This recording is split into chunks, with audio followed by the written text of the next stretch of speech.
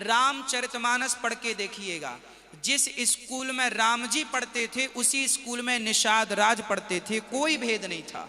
राम जी ने निषाद राज को गले लगाया है। निषाद राज जंगल के राजा थे, शूद्र थे, भील जाति के थे। हमारा परिचय कैसे नहीं हुआ? मुनिवर, क्या मैं पूछने की धृष्टता कर सकता हूं कि आप किस गोत्र और कुल से संबंधित हैं? अतिथि, मैं शंभूक, मैं शूद्र कुल से हूं। भ्रष्ट कर दिया शूद्र ने, पानी पिलाकर अपवित्र कर दिया हमें। छी छी। आप सभी को मेरा नमस्कार और परमेश्वर आपको बहुत आशीष दे और आशा करता हूं कि आप सब अच्छे होंगे। तो हम एक विषय पर चर्चा करेंगे आज, जो हमारे भारत में काफ़ी चर्चित है और काफ़ी प्रचलित है और काफ़ी उसको सब लोग जानते भी हैं कि किस प्रकार जात धर्म के नाम पर हम लोगों को गुमराह किया जाता है। तो आज जो आचार्य जी हैं अनिरुद्ध, उन्होंने बताया हमको कि सच में जो भेदभाव था वो अंग्रेज के ज़माने से शुरू हुआ और जब अंग्रेज आए तब से ये भेदभाव शुरू होने लगा। तो मानते हैं कि जब से हुआ होगा, परंतु मैंने एक वीडियो देखा जो रामायण में लिखा हुआ है और रामायण की वो चौपाई है कि एक ऋषि थे जिनका नाम था सबुक ऋषि और वो नीची कास्ट थे। और जब वो नीची कास्ट थे तो वो अपने शिष्यों को कुछ ज्ञान दे रहे थे, बस सिखा रहे थे, क्योंकि सचमुच आज भी हमारे गांव में हमारी खाटों पर उसको बैठने नहीं देते हैं। तो इसमें और उसमें कितनी सच्चाई है, क्योंकि मैं तो इस चीज़ को नहीं मानता। मैं तो मानता हूं तो सिर्फ एक मानवता को मानता हूं और मैं उसी में विश्वास करता हूं, ना ही कोई धर्म ना कोई जात को मानता हूं मैं तो आइए चलते हैं उस वीडियो की ओर। और माता शबरी के जूठे बेर भगवान ने खाए। कहां भेदभाव था? भेदभाव ना राम के जमाने में था ना कृष्ण के जमाने में था, बाद में अंग्रेजों के जमाने से स्टार्ट हो गया। और तभी हमारा जीवन सार्थक होगा। मानव मानव में भेद करने वाले वैदिक धर्म की हमें आवश्यकता नहीं, बल्कि निसर्ग के भेदभाव रहित नियमों को स्थापित करना है। और यही मेरी शिक्षा है शिष्यगण। गांव गांव नगर नगर जाकर समानता की शिक्षा दो। जाति भेद की असमानता को समानता में परिवर्तित करो। प्रकृति कभी नहीं हारती, एक दिन तुम्हारी अवश्य विजय होगी। पृथ्वी पर जन्म लेने वाला हर व्यक्ति मृत्यु को प्राप्त होता है। जीवन का पूर्ण विराम है मृत्यु। मृत्यु सत्य है, इसीलिए तुम्हारा जीवन एक सपना है। ब्राह्मण हो, क्षत्रिय हो या शूद्र हो, सबके जीवन की अनिवार्य घटना है मृत्यु।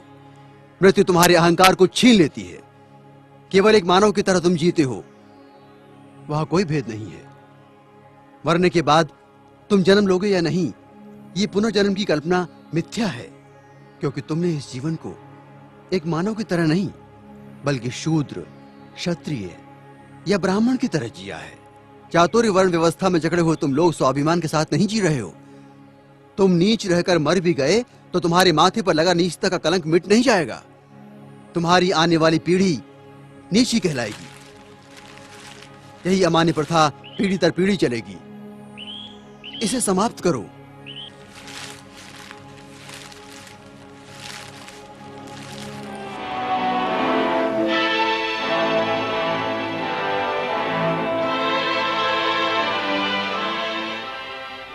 मुनिवर, आपके अनमोल वचनों के कुछ अंशों को सुनकर हम आपके कृतज्ञ हैं। ऐसे उच्च विचार तो हमने जीवन में प्रथमता ही सुने हैं।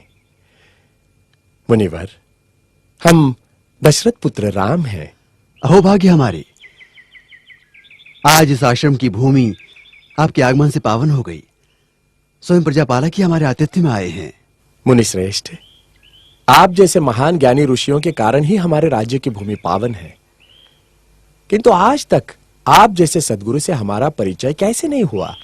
और कुछ हिंदू तो धर्म परिवर्तन भी कर ले रहे हैं, ईसाई धर्म अपना ले रहे हैं।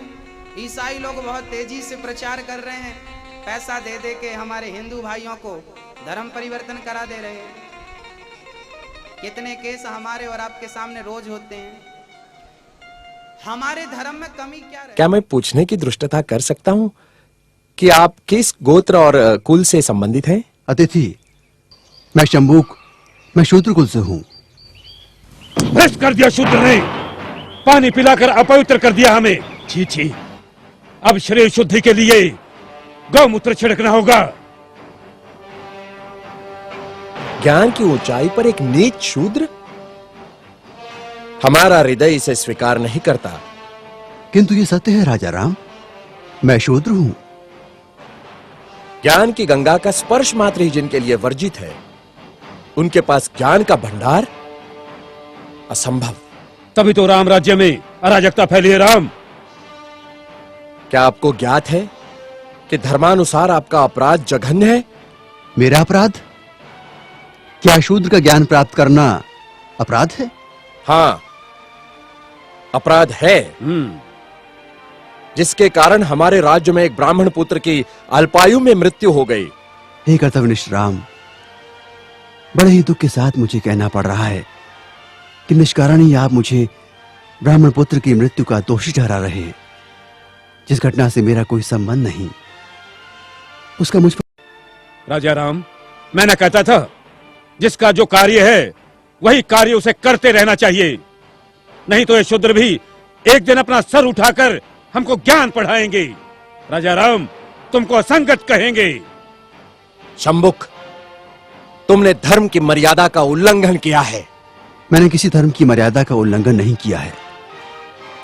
मैं एक ही धर्म को मानता हूं, वो धर्म है प्रकृति का धर्म, और उसके अनुसार सभी मानव समान हैं। न कोई ब्राह्मण है, न कोई शूद्र है। देखो देखो इसकी जीवा कैसी लप लपा रही है। भविष्य में शास्त्र धर्म की शिक्षा लेकर तुम राजा राम को ही आह्वान दोगे। ऋषि, हमें किसी राजसत्ता और वैभव की लालसा नहीं है।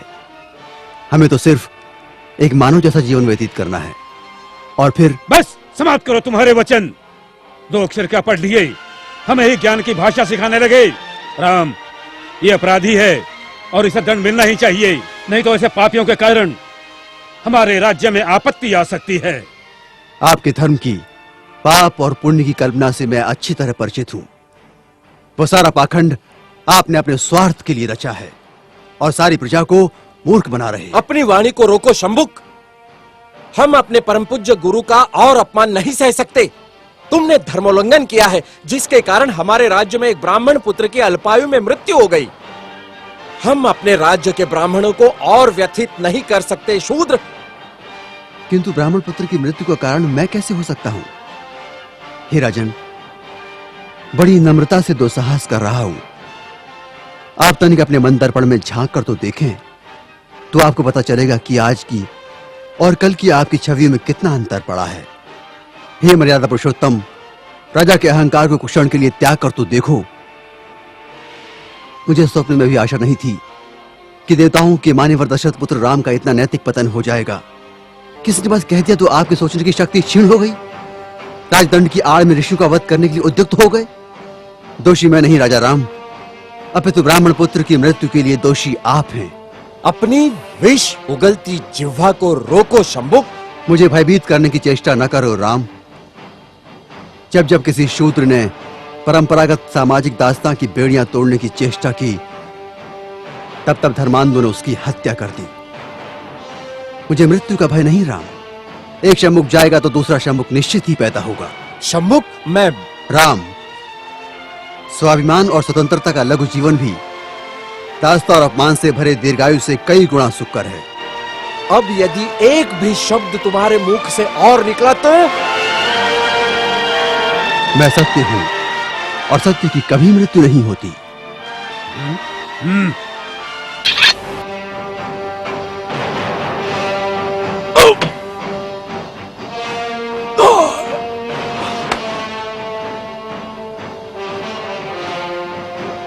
न्याय प्रिय प्रिय प्रभु रामचंद्र की जय। न्याय प्रिय प्रभु रामचंद्र की जय। न्याय प्रिय प्रभु रामचंद्र की जय। न्याय प्रिय प्रभु रामचंद्र की।